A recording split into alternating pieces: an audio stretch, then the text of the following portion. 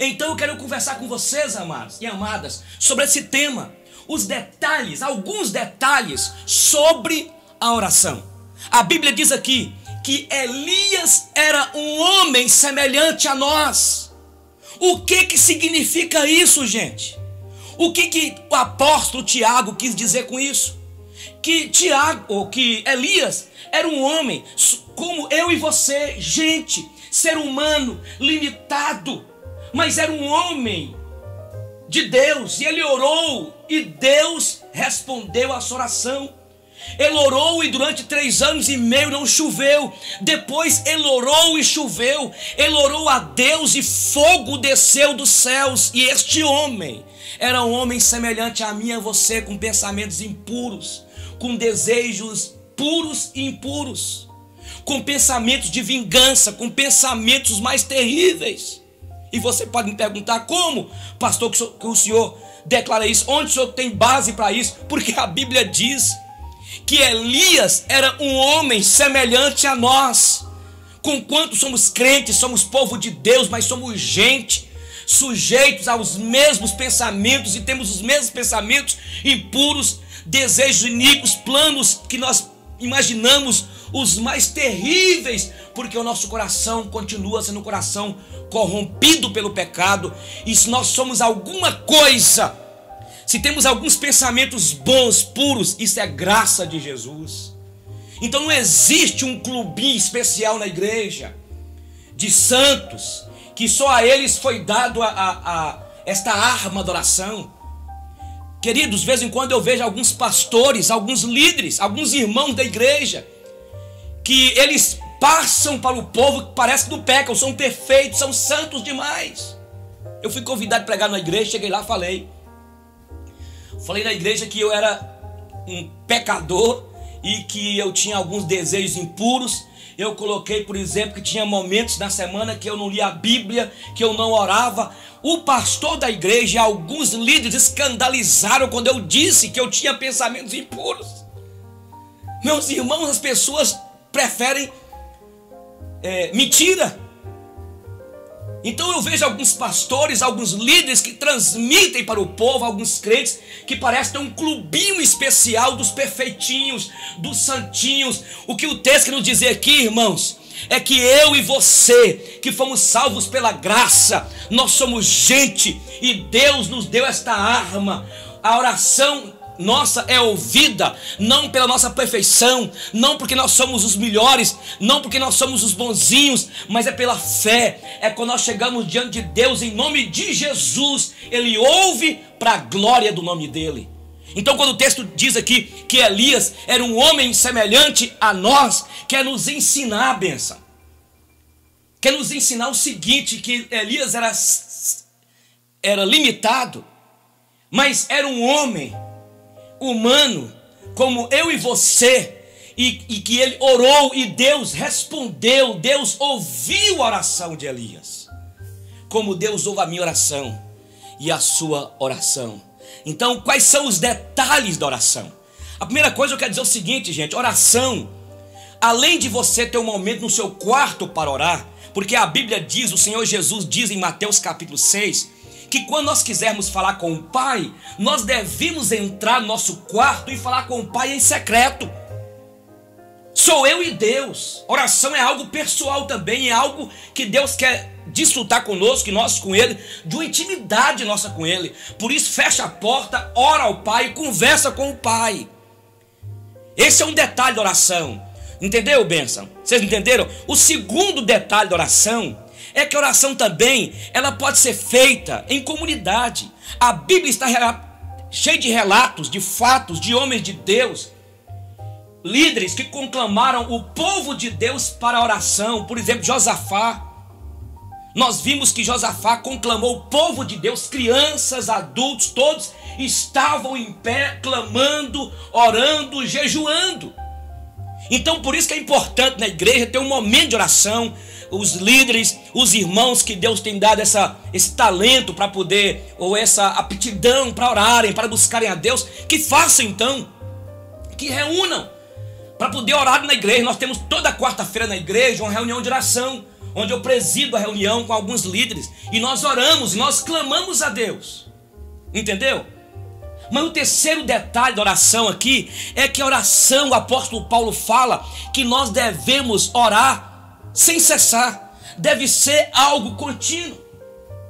Porque a intimidade com o Pai é você dando aula na escola, é você dirigindo o seu carro, é ao fazer uma viagem, é quando você estiver no aeroporto esperando o seu voo, é quando você estiver na rodoviária esperando o seu ônibus, é quando você estiver andando na rua, é quando você estiver fazendo lá na academia, quando você estiver numa praia, quando você for num clube com a sua família, é orar sem cessar, é a todo tempo. Eu ando sempre no Corre da Melancia, aqui em Montes Claros, e eu vou e volto, e tem algumas pessoas que ficam olhando para mim, eu estou conversando, parece sozinho, mas eu estou orando, é a todo tempo, é a todo momento, porque é uma intimidade com o Pai. Não existe um lugar circunscrito para você estar ali preso para falar com o Pai a todo tempo, é algo contínuo, entendeu, benção? São 3 esses detalhes iniciais da oração, mas eu quero falar também a segunda aspecto desses detalhes, é que a oração, muitas pessoas pensam que quando se fala de oração é porque eu estou com problemas. Muitas vezes a igreja só levanta um clamor quando está com problemas. Muitas vezes nós só vamos para a oração quando estamos com problemas. E nós temos que tirar da nossa mente isso, gente. Oração é conversar com o Pai, é ter intimidade com Deus, é ter intimidade com o Deus que nós amamos. Quando você ama alguém, você quer ficar o tempo todo perto de alguém. Eu sou apaixonado por minha esposa, eu amo minha esposa, amo minhas filhas, e eu quero ficar o tempo todo perto delas. Por isso que eu gosto de ir na igreja, porque eu amo os irmãos, eu amo o ministério que Deus me confiou. Então oração é um momento de intimidade com Deus. É esse segundo detalhe que eu quero colocar. Os 3 primeiros que eu expliquei, eu disse que está num só. O segundo detalhe é esse. Nós temos de orar, por quê? Porque é bom estar com o Pai, é bom falar com o Pai, entendeu? Mas em terceiro lugar, o terceiro detalhe sobre a oração é que quando nós oramos, irmãos, nós devemos orar a Deus para agradecer a Deus. Eu quero dividir esse terceiro aspecto, esse terceiro detalhe, em 3 momentos. Primeiro, devemos orar para agradecer a Deus pelo que Ele tem feito. Existem 3 palavras que eu quero usar aqui então, nesses 3 momentos: agradecer, louvar e adorar a Deus. Então são 3 palavras diferentes. Nós reunimos muitas vezes só para pedir um bando de sanguessugas, só querem pedir a Deus, só reunimos para pedir a Deus. Devemos orar para agradecer a Deus pelo pão de cada dia, agradecer a Deus porque as suas misericórdias se renovam a cada manhã, e grande é a fidelidade de Deus. Você deve agradecer a Deus, e tomara que você tenha feito isso hoje. Agradecer a Deus pela noite de descanso, agradecer a Deus pelo dia que está iniciando, agradecer a Deus pelo dia de trabalho, de luta, agradecer a Deus pelos problemas, pelas lutas. Agradecer a Deus não somente porque você ganhou uma promoção, agradecer a Deus não somente porque o seu salário aumentou, agradecer a Deus não somente porque uma porta se abriu para você, agradecer a Deus não somente porque o seu filho foi aprovado no vestibular, agradecer a Deus não somente porque você comprou a sua casa, o seu carro, mas agradecer a Deus pela enfermidade, agradecer a Deus pelos problemas, pelas lutas, agradecer a Deus pela morte de um ente querido, agradecer a Deus como Jó fez. Ele declarou: Deus deu, Deus tomou, bendito seja o nome do Senhor. Isso é orar. Esse é o terceiro aspecto da oração. É oração também de ações de graças. Que bom seria se nós nos reuníssemos, fizéssemos uma vigília só para agradecer, e se nós listássemos numa lista, num papel, o que Deus nos fez que veio nos beneficiar naquilo que nós sonhamos, mas também começar a agradecer a Deus pelos problemas que enfrentamos, pelas lutas que enfrentamos. Segundo, louvar. Dentro desse terceiro detalhe, meu irmão, louvar é diferente de agradecer. O que é louvar? Vem de laudas, elogiar. Eu elogio a minha esposa: querida, você está bonita. Querida, você está com esse cabelo, ficou tão lindo. Querida, você é muito lindo, você é especial. Eu vi para minhas filhinhas, para a Luna e Melissa, e falo: Luninha, você está tão bonita. Hoje eu falei com ela assim: filhinha, você está tão bonita com esta calça, mas pegou tão bem para você. Filhinha, você tem andado tão arrumada. Eu estou elogiando minha filha. Eu posso elogiar a bateria, eu posso elogiar o baixo, eu posso elogiar uma árvore, eu posso elogiar alguém que é diferente de agradecer. Então nós devemos também ter momentos de oração, de elogio a Deus, de louvar a Deus. Deus, eu te louvo porque tu és maravilhoso. Jesus, eu te louvo pelo cuidado que o Senhor tem tido comigo. Jesus, eu te louvo porque o Senhor é o Deus que tem feito grandes coisas na minha vida. Mas existe também, do terceiro detalhe da oração, é orar para adorar a Deus, que é diferente de agradecer, de louvar e de adorar. Entendeu? É diferente. Aí é o seguinte: você pode reunir com a igreja. Hoje nós vamos fazer um culto aqui, ou de oração, de adoração a Deus, fazer como Davi fez aqui na Bíblia. Em 1 Crônicas capítulo 29, versículo 10, Davi diz: quem somos nós, Senhor? Quem sou eu? Quem somos nós para te dar alguma coisa? Tudo vem de ti, Senhor, e te damos graças. Aí ele adora a Deus dizendo: Senhor, teu é o poder, a honra, a glória, o louvor, a magnificência. Davi adora a Deus pelo que ele é. Já pensou você fazer um culto só de adoração e ter momentos de oração, de adoração, e dizer a Deus: Deus, tu és grande, tu és o Deus que controla todas as coisas, tu és o único Senhor, não há Deus semelhante a ti, porque tu és o único Deus que criou a terra, os céus. E assim como a tua palavra diz que o Senhor não divide a tua honra com ninguém, eu quero dizer que eu creio só no Senhor, porque tu és Deus, tu és reverenciado, tu és entronizado, adorado entre os querubins. Isso, meus irmãos, é um detalhe sobre oração. Pensa comigo. Já pensou nós fazermos, se nós fizéssemos um culto, hoje nós iremos fazer um culto de oração. Porque na mente de muitos crentes, na mente de muitos de nós, a ideia de oração é quando nós estamos com problemas. Aí o pastor conclama a igreja para jejuar, conclama a igreja para orar. Mas irmãos, nós devemos orar louvando, agradecendo, adorando. Mas o quarto detalhe da oração, é que a oração, ela muda até a atitude de Deus. Aquilo que já foi sentenciado por Deus ou por qualquer tipo de ser humano. E pastor, a Bíblia diz, irmãos, que Deus mandou Isaías ir até a casa do rei Ezequias. E ele falou, a palavra para Ezequias foi: coloque em ordem a tua casa, porque certamente morrerás. Esta foi a oração, essa foi a palavra que Deus mandou Isaías entregar ao rei Ezequias. E a Bíblia diz então que Ezequias ora a Deus e diz: Deus, eu tenho andado com inteireza de coração diante de ti. Deus, eu tenho sido fiel ao Senhor, Deus. E naquele momento então, quando Ezequias ora a Deus, a Bíblia diz que Deus mandou Isaías voltar lá e deu mais 15 anos de vida. Deus é soberano, irmãos, mas a palavra de Deus é eterna, é soberana, tal como esse Deus soberano é, porque é a palavra dele.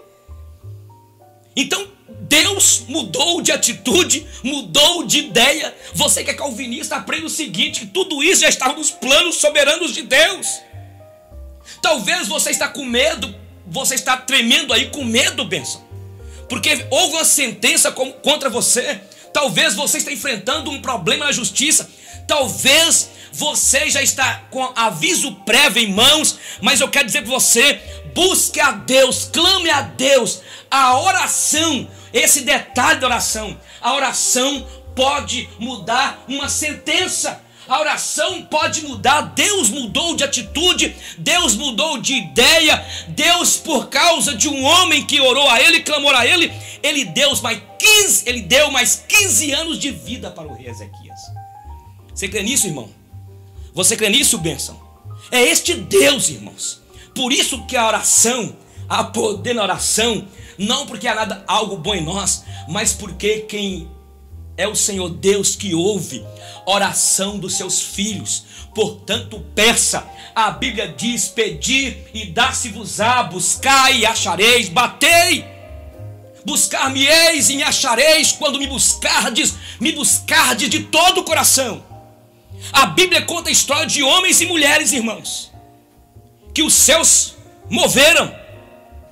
A Bíblia conta a história de homens que oraram e Deus fez grandes coisas, porque foram homens de oração que oraram, que clamaram a Deus. Josué orou, o sol parou. Ana orou e Deus curou a esterilidade dela. A Bíblia mostra, meus irmãos, eu repito isso aqui, que Elias orou e 3 anos e meio não choveu. Depois ele orou e chuva desceu. Homens e mulheres que oraram, que clamaram a Deus. O quarto detalhe sobre a oração é que a oração, através da oração, Deus desbarata o inimigo ou os inimigos. A Bíblia diz que Josué estava numa batalha, o povo do Senhor, contra os amalequitas. E enquanto Josué estava na batalha, Moisés falou com ele: eu vou para o monte orar. E no monte Moisés orava e clamava, enquanto Moisés estava com as mãos levantadas, clamando a Deus, buscando a Deus. Diz que enquanto as mãos estavam levantadas, Josué vencia a batalha. Mas quando Moisés ficava cansado, exausto, diz que Josué perdia e os amalequitas estavam vencendo. Aí chegaram Arão e Ur, pegaram os braços de Moisés de um lado e de outro, e aí ficaram com os braços de Moisés erguidos. E naquele momento então, a Bíblia diz que Moisés se fortaleceu e Josué venceu a batalha.